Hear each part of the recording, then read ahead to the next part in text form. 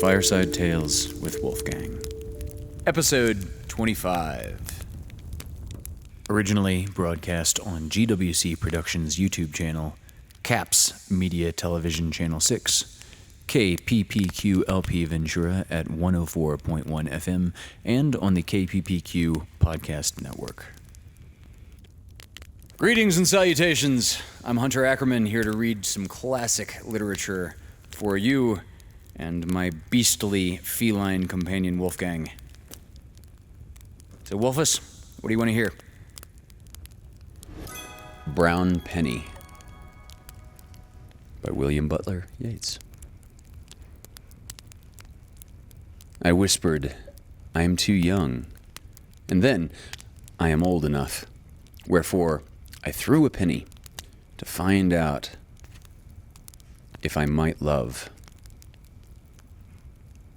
Go and love, young man, if the lady be young and fair. Penny, brown penny, I am looped in the loops of her hair. Love is the crooked thing, there is nobody wise enough to find out all that is in it. For he would be thinking of love till the stars had run away and the shadows eaten the moon.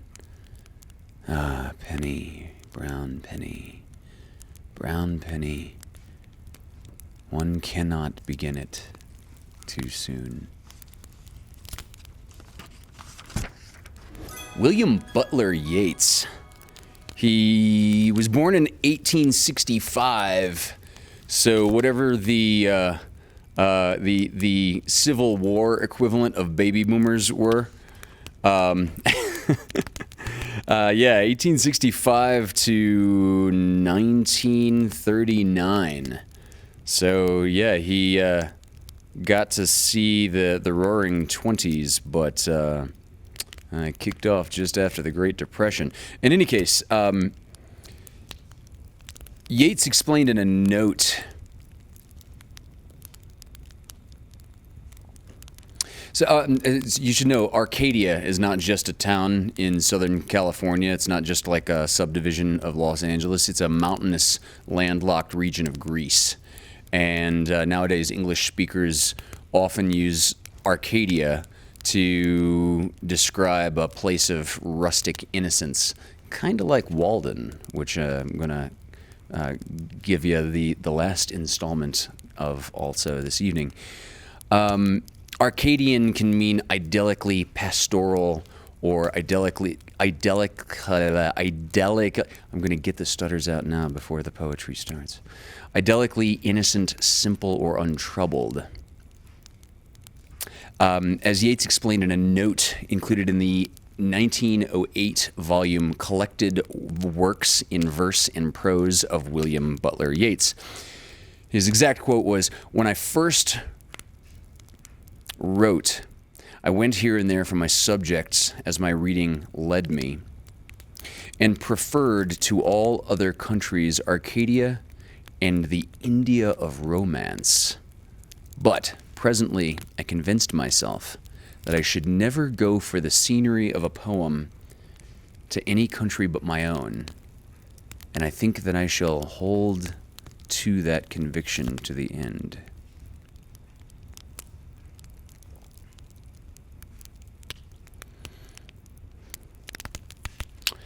So Yeats moved from transcendentalism with a fascination with Irish mythology in his early years. He transitioned to poetry, which afforded more realistic and grounded expressions in the physical.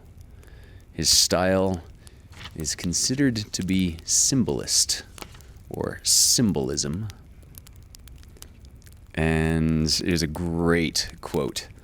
Yeats said, "Education is not the filling of a pail, but rather the lighting of a fire." Damn, do I feel that way so concisely inside. The more I learn about a subject, the more passionate I become about that subject and the more I want to learn. Yes, David Benjamin, symbolist. I'm sure he had a great brass formula, as do the folks at Zildjian. Where's my tea? All right, so you may have heard this poem by William Butler Yeats. When you are old. When you are old and gray and full of sleep and nodding by the fire, take down this book and slowly read and dream of the soft look your eyes had once and of their shadows deep.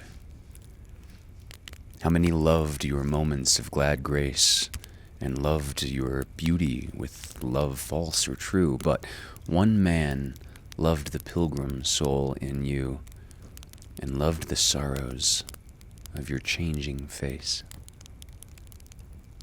And bending down beside the glowing bars, murmur a little sadly how love fled and paced upon the mountains overhead and hid his face amid a crowd of stars.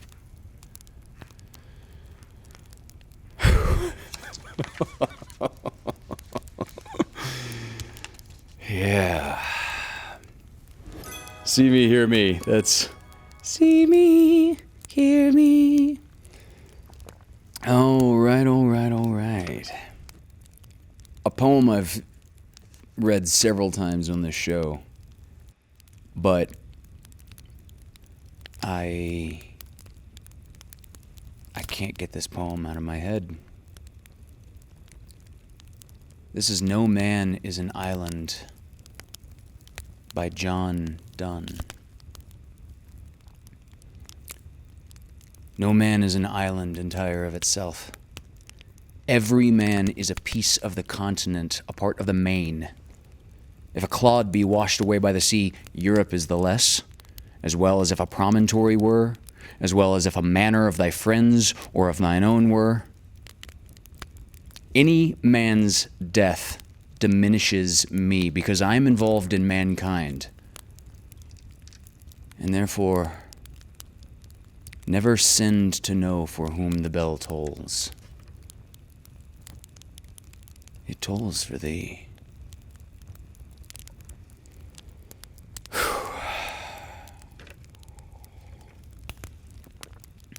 John Donne. Wow, the guy passed in 1631, but he wrote and published this in 1624, so there's a pretty good margin.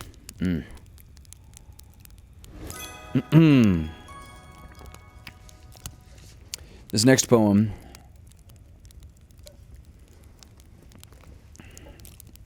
oh dear, who is this by? Oh, this is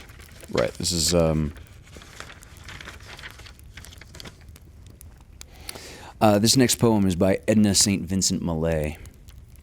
Published in 1920, this poem is called Portrait by a Neighbor.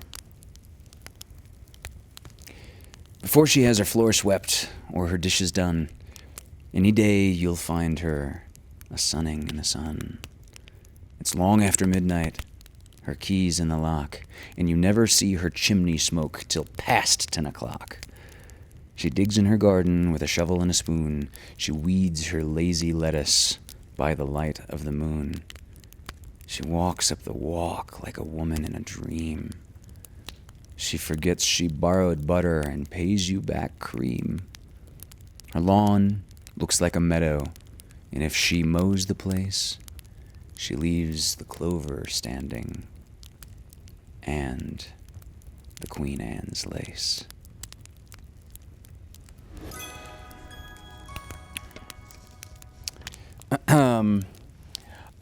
This is going to be this particular excerpt from Walden is going to be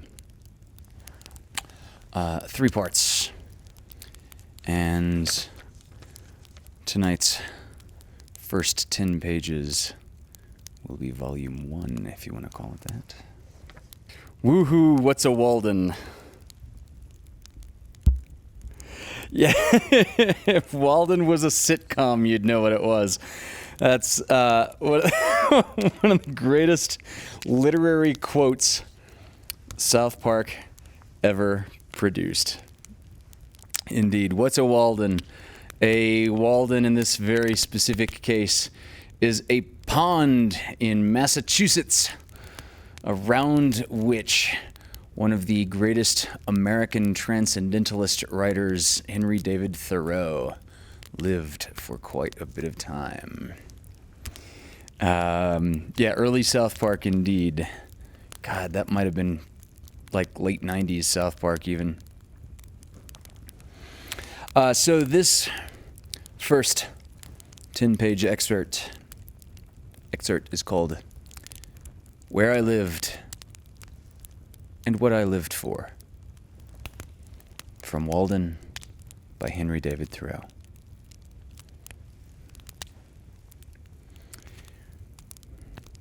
At a certain season of our life, we are accustomed to consider every spot as the possible site of a house. I have thus surveyed the country on every side within a dozen miles of where I live. In imagination, I have bought all the farms in succession, for all were to be bought, and I knew their price. I walked over each farmer's premises, tasted his wild apples, discoursed on husbandry with him, took his farm at his price, at any price, mortgaging it to him just in my mind. Even put a higher price on it. Took everything but a deed of it.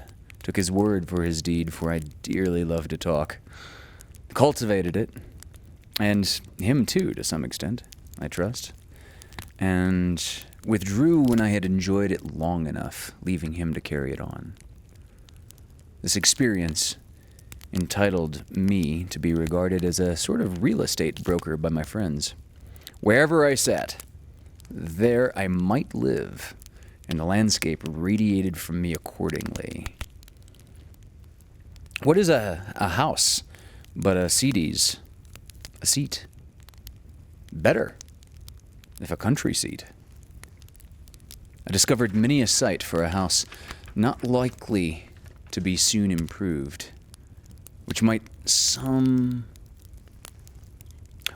might have thought too far from the village, but to my eyes, the village was too far from it. Well, there I might live, I said, and there I did live. For an hour, a summer, and a winter. Just a little season of life. Saw how I could let the years run off, buffet the winter through, and see the spring come in. The future inhabitants of this region, wherever they may place their houses, may be sure that they have been anticipated. An afternoon sufficed to lay out the land into orchard, woodlot, and pasture, and to decide what fine oaks or pines should be left to stand before the door, and whence each tree could be seen to the best advantage. And then I let it lie, follow perchance, for man is rich in proportion to the number of things which he can afford to let alone. My imagination carried me so far that I even had the refusal of several farms. The refusal was all I wanted, but I never got my fingers burned by actual possession. The nearest that I came to actual possession was when I bought the Hollowell place, and had begun to sort my seeds and collected materials with which to make a wheelbarrow to carry it off. But before the owner gave me a deed of it, his wife, every man has such a wife, changed her mind and wished to keep it. And he offered me $10 to release him. Now, to speak the truth, I had but 10 cents in the world, and it surpassed my arithmetic to tell if I was that man who had 10 cents, or who had a farm, or $10, or all together. However, I let him keep the $10 and the farm too, for I had carried it far enough. Or rather, to be generous, I sold him the farm for just what I gave for it, and as he was not a rich man, made him a present of $10, and still had my 10 cents and seeds and materials for a wheelbarrow left. I found thus that I had been a rich man without any damage to my poverty, but I retained the landscape, and I have since annually carried off what it yielded without a wheelbarrow. With respect to landscapes,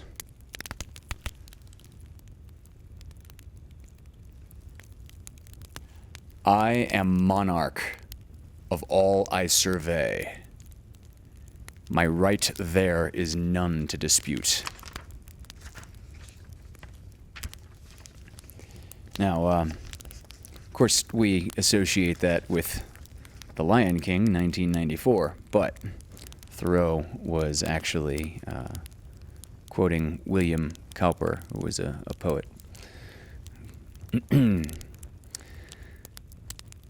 I have frequently seen a poet withdraw, having enjoyed the most valuable part of a farm, while the crusty farmer supposed that he had got a few wild apples only.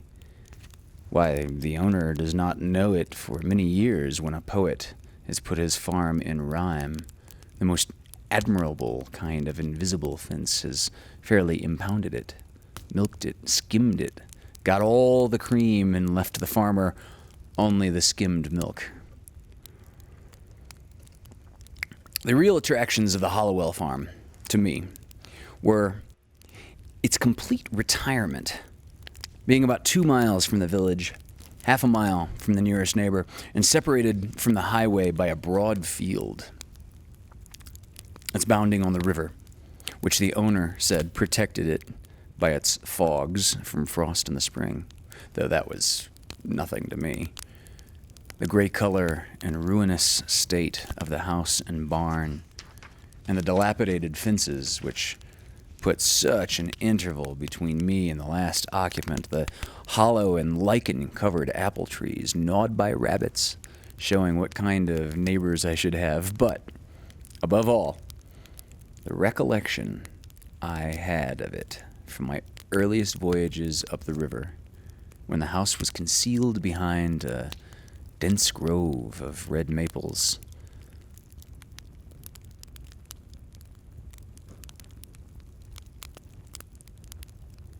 I was in haste to buy it before the proprietor finished getting out some rocks, cutting down the hollow apple trees, and grubbing up some young birches which had sprung up in the pasture, or, in short, had made any more of his improvements. To enjoy these advantages, I was ready to carry it on, like Atlas, to take the world on my shoulders. I never heard what compensation he received for that. And do all those things which had no other motive or excuse, but that I might pay for it and be unmolested in my possession of it, for I knew all the while that it would yield the most abundant crop of the kind I wanted, if only I could afford to let it alone. But it turned out as I have said. All that I could say, then, with respect to farming on a large scale, I've always cultivated a garden, was that I had had my seeds ready. Many think that seeds improve with age. I have no doubt that time discriminates between the good and the bad, and when at last I shall plant, I shall be less likely to be disappointed. But I would say to my fellows, once for all, as long as possible, live free and uncommitted. It makes but little difference whether you are committed to a farm or the county jail.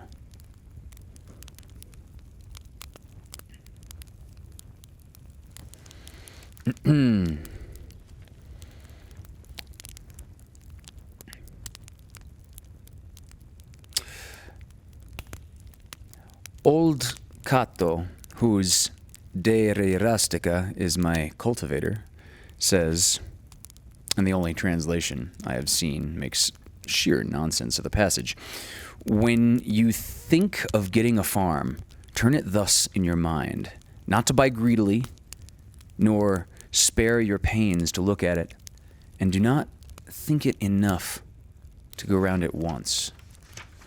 The more often you go there, the more it will please you if it is good.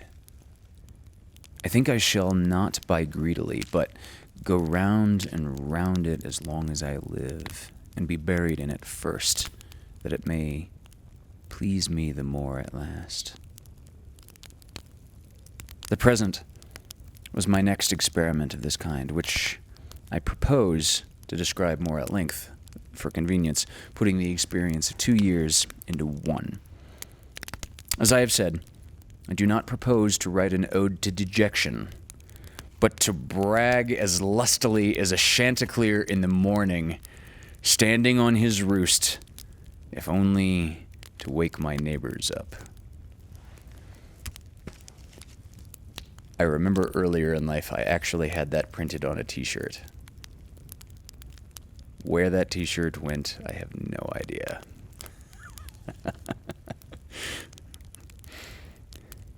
When first I took up my abode in the woods, that is, began to spend my nights as well as days there, which by accident was on Independence Day, or the 4th of July, 1845. My house was not finished for winter, but was merely a defense against the rain, without plastering or chimney, the walls being of rough, weather-stained boards with wide chinks which made it cool at night. The upright, white-hewn studs and freshly planed door and window casings gave it a clean and airy look, especially in the morning when its timbers were saturated with dew, so that I fancied that by noon some sweet gum would exude from them. To my imagination, it retained throughout the day more or less of this auroral character, reminding me of a certain house on a mountain which I had visited the year before. This was an airy and unplastered cabin, fit to entertain a traveling god, and where a goddess might trail her garments. The winds, which had passed over my dwelling, were such as sweep over the ridges of the mountains, bearing the broken strains, or the celestial parts only of terrestrial music. The morning wind forever blows, the poem of creation is uninterrupted, but few are the ears that hear it. Olympus is but the outside of the earth, everywhere.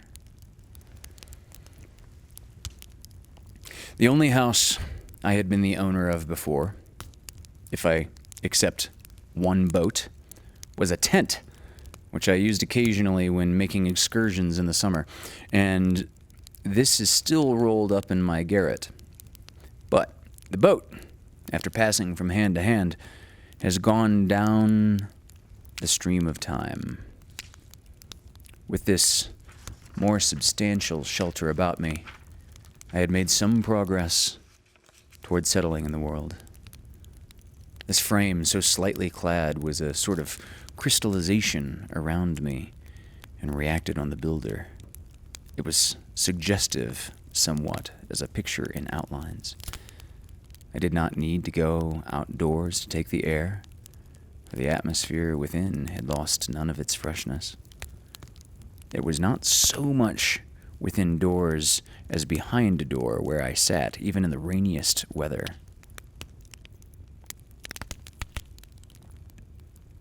The Harivasana says, "An abode without birds is like a meat without seasoning.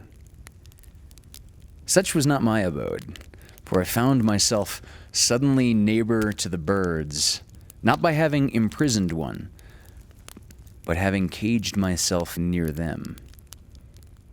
I was not only nearer to some of those which commonly frequent the garden and the orchard, but to those wilder and more thrilling songsters of the forest which never, or rarely, serenade a villager. The wood thrush, the veery, the scarlet tanager, the field sparrow, the whippoorwill, and many others.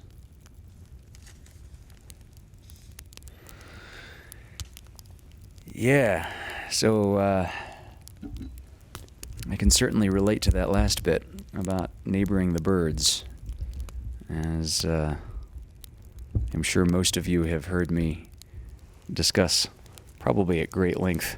It's funny, he calls it a scarlet tanager, but we have a red tanager that comes to Big Bear. I've not seen one in person yet. I've only read about them in bird books that they come here, but they are a vivid red, and not to be confused with the western tanager, which is vivid yellow and red.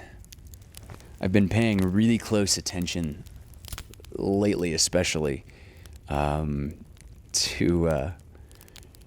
see, chickadees are really cute. Let me just say that right off. Mountain chickadees are no exception. Chickadees are very intelligent as a group. I don't know individually that they're all that bright. You're not gonna see them competing against ravens in tool making competitions or anything, but as groups. Yeah, Patty, my feeders are back up. I've got all the feeders back up. And so this is one of the reasons that I'm able to pay such close attention to the chickadees in particular. The chickadees go around in specific little groups, like tiny mini flocks. And each mini flock has its own signature song. And the difference between one flock's song and another flock's song is typically the same three notes and in exactly the same order. Around my cabin here, it's A, G, F sharp. But the difference from flock to flock is which notes are emphasized and which notes are doubled or even tripled, quadrupled. And so the ones that have declared the front yard of the cabin to be their flock territory have a song of A, A, G, F sharp. And they have competition, because when I had to take the feeders in, the edges of the chickadees' territories started moving around, because this no longer being a place of food abundance, a veritable bird buffet, suddenly became like a lot less valuable. And I can't tell the individual chickadees apart from each other, but I can now hear the differences in their various flock song. And so the AAGF sharp group started getting impinged upon by an AGF sharp F sharp group that was kind of coming in on the borders. It was it was, once you know what to listen to, it's kind of this amazing soap opera drama of little cute birds. And they are they're adorable though. And they have warnings, like a very particular call that thank you, Miss Mary. Hi. Thank you for joining us. The chickadees have a particular call that is for example, a danger warning. And there's a different set of repeating sounds, that only two of these particular sounds means there's just a little bit of danger, nothing that's like hunting you actively, but just everybody keep your heads up. Don't do anything stupid. Don't go anywhere without looking first. And Wolfgang gets all 5 iterations of that warning call when they're as well as do the occasional red-tailed hawk that comes through, and maybe the sharp-shinned hawk that was traveling. Okay, this is the second of 3 excerpts from Walden that I will be sharing. This is from a chapter in Walden called "Where I Lived and What I Lived For" by Henry David Thoreau.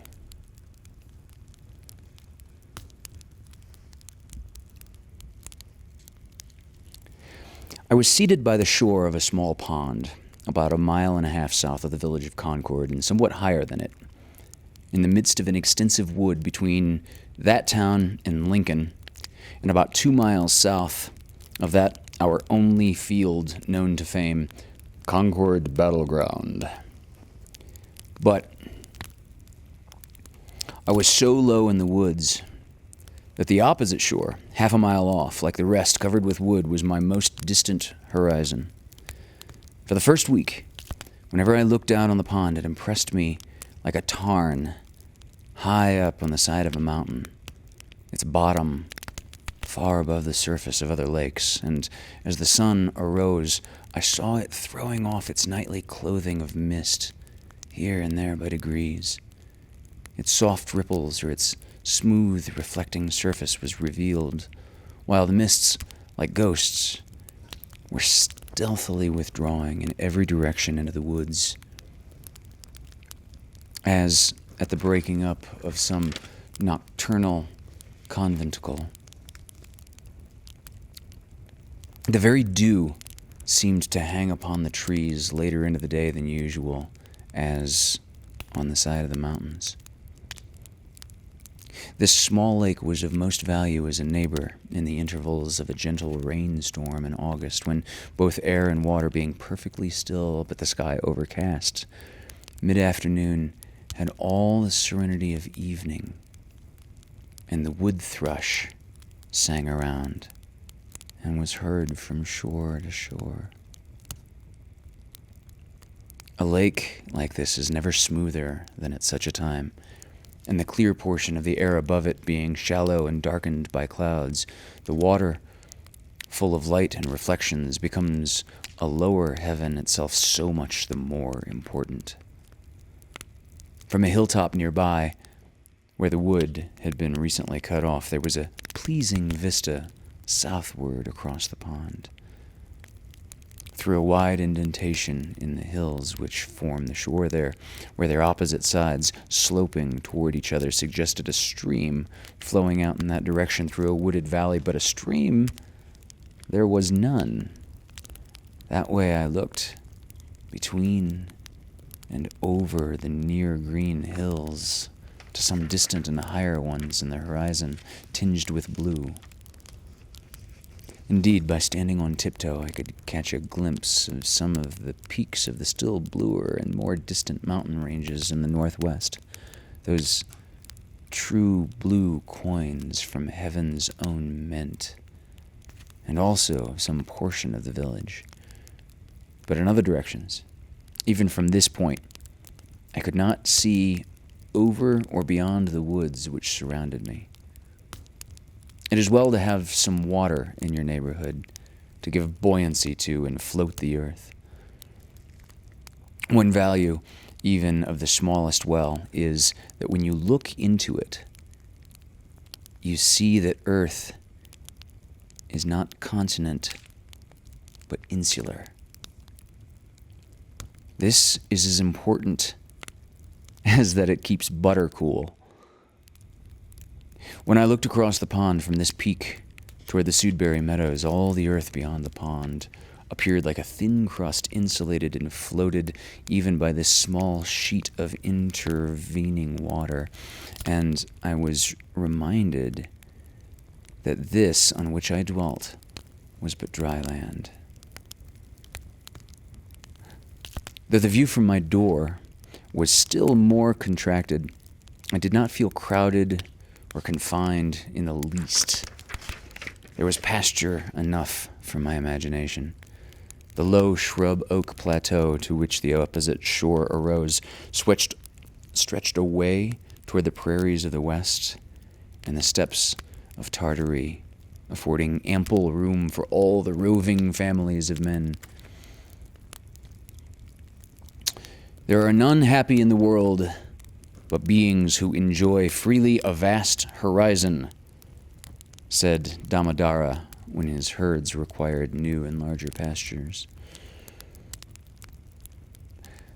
Both place and time were changed, and I dwelt nearer to those parts of the universe and to those eras in history which had most attracted me. Where I lived was as far off as many a region viewed nightly by astronomers. We are wont to imagine rare and delectable places in some remote and more celestial corner of the system, behind the constellation of Cassiopeia's chair, far from the noise and disturbance. I discovered that my house actually had its site in such a withdrawn but forever new and unprofaned part of the universe. If it were worth the while to settle in those parts near to the Pleiades or the Hyades, to Aldebaran or Altair, then I was really there. Or at an equal remoteness from the life which I had left behind, dwindled and twinkling with as fine a ray to my nearest neighbor, and to be seen only in moonless nights by that neighbor. Such was that part of creation where I had squatted.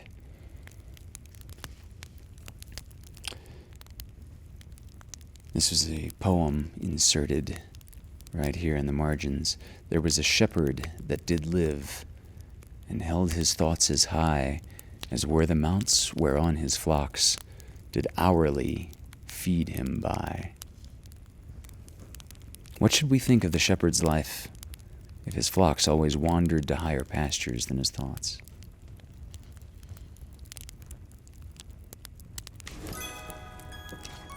This is the last installment of what I have prepared from excerpts of Walden. Am I saying that right yet, Mom? Excerpts. Damn, I always add an extra consonant in there somewhere. It's not excerpt either.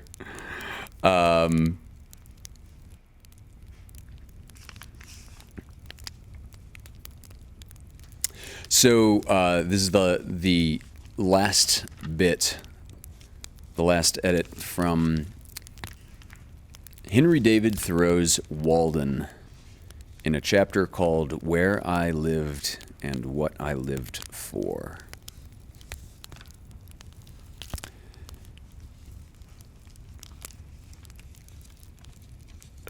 I love how this opens. For my part, I could easily do without the post office. I think that there are very few important communications made through it. To speak critically, I never received more than 1 or 2 letters in my life. I wrote this some years ago. I never received more than 1 or 2 letters in my life that were worth the postage. The penny post is commonly an institution through which you seriously offer a man that penny for his thoughts, which is so often safely offered in a jest, and I'm sure that I never read any memorable news in a newspaper. If we read of one man robbed or murdered or killed by accident, or one house burned, or one vessel wrecked, or one steamboat blown up, or one cow run over on the Western Railroad, or one mad dog killed, or one lot of grasshoppers in the winter, we never need read of another. One is enough. If you're acquainted with the principle, what do you care for a myriad instances and applications? To a philosopher, all news, as it is called, is gossip. And they who edit and read it are old women over their tea. Yet, not a few are greedy after this gossip. There was such a rush, as I hear, the other day at one of those offices to learn the foreign news by the last arrival, that several large squares of glass belonging to the establishment were broken by the pressure. News which I seriously think a ready wit might write a 12-month or 12 years beforehand with sufficient accuracy. As for Spain, for instance, if you know how to throw in Don Carlos and the Infanta and Don Pedro and Seville and Granada from time to time in the right proportions, they may have changed the names a little since I saw the papers, and serve up a bullfight when other entertainments fail, it will be true to the letter and give us as good an idea of the exact state or ruin of things in Spain as the most succinct and lucid reports under this head in the newspapers. And as for England, almost the last significant scrap of news from that quarter was the Revolution of 1649, and if you have learned the history of her crops for an average year, you never need to attend that thing again unless your speculations are of a merely pecuniary character. If one may judge, who rarely looks into the newspapers, nothing new does ever happen in foreign parts. A French Revolution not accepted.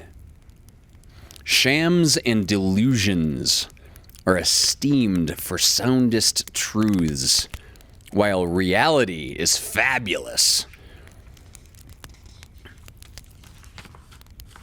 Or as we would call it, fake news. If men would steadily observe realities only and not allow themselves to be deluded, life, to compare it with such things as we know, would be like a fairy tale and the Arabian Nights entertainments if we respected only what is inevitable and has a right to be. Music and poetry would resound along the streets. When we are unhurried and wise, we perceive that only great and worthy things have any permanent and absolute existence, that petty fears and petty pleasures are but the shadows of the reality. This is always exhilarating and sublime. By closing the eyes and slumbering, and consenting to be deceived by shadows, men establish and confirm their daily life of routine and habit everywhere, which still is built on purely illusory foundations. Children who play life discern its true law and relations more clearly than men who fail to live it worthily, but who think that they are wiser by experience, that is, by failure.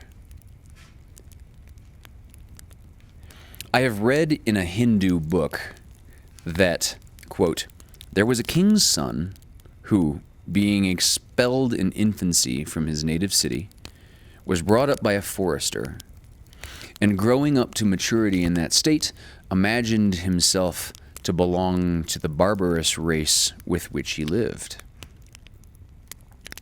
One of his father's ministers, having discovered him, revealed to him what he was, and the misconception of his character was removed, and he knew himself to be a prince.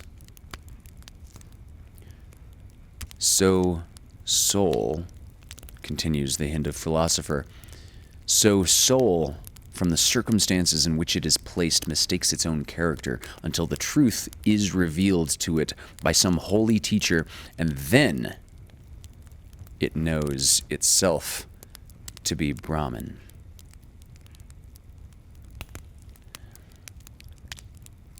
I perceive that we inhabitants of New England live this mean life that we do because our vision does not penetrate the surface of things. We think that that is which appears to be. If a man should walk through his town and see only the reality, where think you would the mill dam go to? If he should give us an account of the realities he beheld there, we should not recognize the place in his description. Look at a meeting house, or a courthouse, or a jail, or a shop, or a dwelling house, and say what that thing really is before a true gaze, and they would all go to pieces in your account of them. Men esteem truth remote, in the outskirts of the system, behind the farthest star, before Adam and after the last man. In eternity, there is indeed something true and sublime. But all these times and places and occasions are now and here.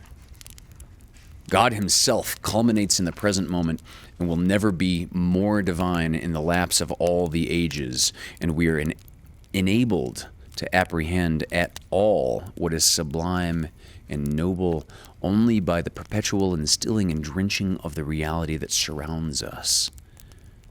The universe constantly and obediently answers to our conceptions, whether we travel fast or slow. The track is laid for us. Let us spend our lives in conceiving, then. The poet or the artist never yet had so fair and noble a design, but some of his posterity at least could accomplish it.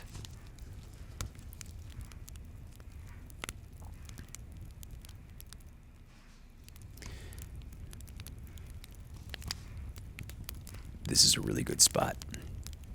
Listen carefully. Let us spend one day as deliberately as nature, and not be thrown off the track by every nutshell and mosquito's wing that falls on the rails. Let us rise early and fast, or break fast gently and without perturbation. Let company come and let company go. Let the bells ring and the children cry, determined to make a day of it. Why should we knock under and go with the stream? Let us not be upset and overwhelmed in that terrible rapid and whirlpool called a dinner, situated in the meridian shallows. Whether this danger and you are safe, for the rest of the way is downhill. With unrelaxed nerves, with morning vigor, sail by it, looking another way, tied to the mast like Ulysses. If the engine whistles, let it whistle till it is hoarse for its pains. If the bell rings, why should we run? We will consider what kind of music they are like.